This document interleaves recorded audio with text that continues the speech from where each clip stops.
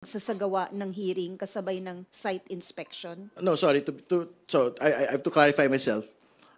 Yung hearing po will happen here in Congress, but the focus of the hearing will be on the Bulacan site visits of the President. Kasi yan na po yung talaga may inabot pong pagsisiyasat at pagtatasa, no, kung ano na po yung itsura ng pong mga lugar. No? So marami na mapag-uusapan doon sa totoo lang. Kasi nga una, mapag-uusapan ho doon yung ghost projects. Mapag-uusapan din po doon yung mga undercapitalized firms, no? Katulad po ng ibang mga sangkot po rito. Tapos pangatlo, pag-uusapan din po dito yung mga malalaking mga kontratista na gumagawa po ng mga substandard projects, no? So, yun po. It will happen here in the House at the People's Center, pero we will be focusing on Bulacan on the first day. Thank you, sir. Thank you, Tina. We will now hear from Mela Lismoras of PTV4. Sir, follow-up lang po regarding dun nga sa House Infrastructure Committee hearings. Kanina po kasi nabanggit nyo yung lahat nga dapat imbestigahan ng infrastructure projects.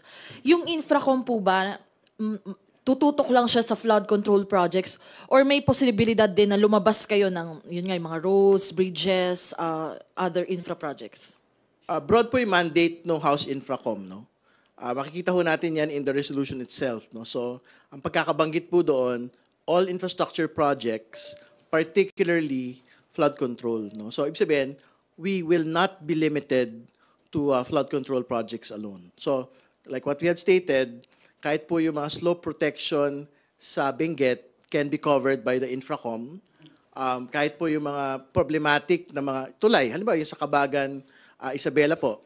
So pwede ho mapag-usapan. In fact, meron na po House Resolution na ilalapag po sa Infracom relating to this, no? So, yun, hindi siya limited ng scope only to flood control.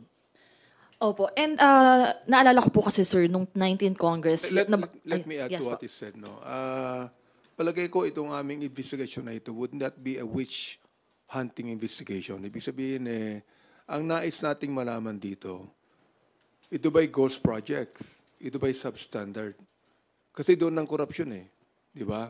Yung ghost projects and substandards. So therefore, sangayon po ako, Congressman Terry, na hindi lamang ito flood control projects, that even all infra projects, kapag meron ditong anomaly, whatever it is, no?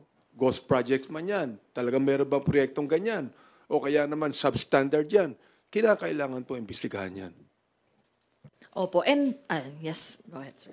And to be very clear, ang totoo naman po yung pagbabaha, particularly po na talagang sinisisi sa mga flood control project, hindi po ito limited sa Region 3, Region 4, 4A, Metro Manila. No? In fact, I think today, even in Davao City, no, meron pong reports ng severe flooding in many areas there. No? So, I think very important po na makita ho talaga natin yung iba't ibang mga lugar, iba't ibang mga tipo ng implementation po ng flood control projects.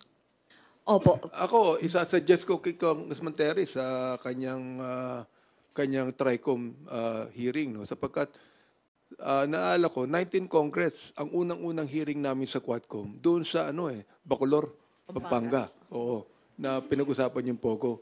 Ako, sa akin, doon tayo mag-hearing sa Davao, for example. Di ba? O, doon sa Davao mismo, sapagkat narinig namin na talagang nagbabaha doon nung araw, hindi binabagyo ang Davao Hindi binabagyo ang Davao. Ngayon, nakikita natin, nagbabaha na. Whether kung sa Davao man yan o sa Bulacan man yan, no? I would suggest that we do that there, no? Para malaman po ng taong bayan na ito, serious kami sa pag-imbestiga kung talagang merong ghost project yan, talagang merong substandard project yan.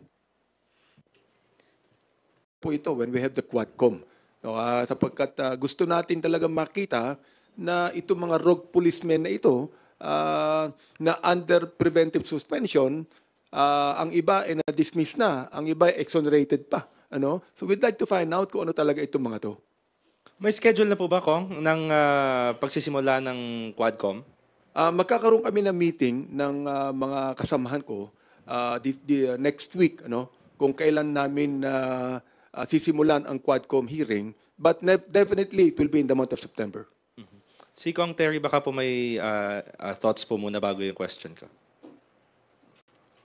Well, very important po talaga na isang major pillar po itong Quad Committee na magtuloy-tuloy po ito. Kasi syempre, yung usapin po ng missing sabongeros, usapin po talaga yan ng pagpapanagot at usapin din po yan ng hustisya. Kasi sa totoo lang, meron po talagang mga pamilyang up until today, hinahanap po nila ang kanila pong mga mahal sa buhay. No? Ibig sabihin, whatever you feel about how they did their lives, no?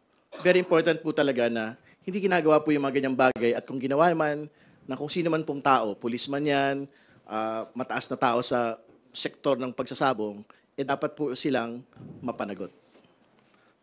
Okay. Kay Kong na policeman po na nabanggit, parang may sinabi po yung NAPOLCOM na it appears meron pong ilan sa kanila na connected po talaga doon sa drug war ng administrasyong Duterte. Paki-elaborate nga po ito, Kong Benny. And do you think sa mga nabanggit po kahapon, posible po kayang may pattern na po talaga or may connection yung kaso ng missing sabongeros doon po sa drug war?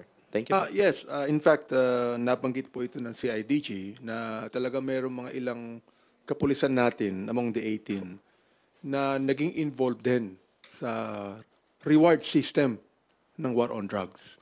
Now, atin pong bubusisiin yan, no? Sapagkat ang next na gagawin natin is Quadcom na eh. After this, no? Ibig sabihin, talagang sinabi ko sa kahapon na sa Quadcom, diretsong hearing na ito. So they will take an oath. So gusto nating malaman ang talagang ang ilan sa kapulisan na nasa kusdiyan ngayon ng ating Philippine National Police ang naging involved sa reward system ng war on drugs ng araw. And hindi ko sinabi na meron. Sila mismo ang nagsabi na meron. Sila mismo ang nagsabi niyan. Does this mean, Kong Benny, na yung mga involved na policemen, like for example, kahit na yung mga nasa under preventive suspension na 12 and yung 6 po na na-dismiss ay iimbitahan doon sa Quadcom hearing? We are going to invite lahat yan, no? Ang involved na implicate sa missing sabongeros. Kasi bakit kahapon, sinabi ko nga kahapon na this committee is quite disappointed, no? Sapagkat parang walang nangyayari sa investigasyon. Although, andyan ang DOJ, andyan ang CIDG, andyan ang NAPOLCOM, no? That are actually investigating. So, lalo natin makikita po ito when we have the Quadcom. No, sapagkat gusto natin talaga makita na itong mga rogue policemen na ito na under preventive suspension, ang iba ay na-dismiss na, ang iba ay exonerated pa. Ano? So we'd like to find out kung ano talaga itong mga to. May schedule na po ba, Kong, ng pagsisimula ng Quadcom? Magkakaroon kami ng meeting ng mga kasama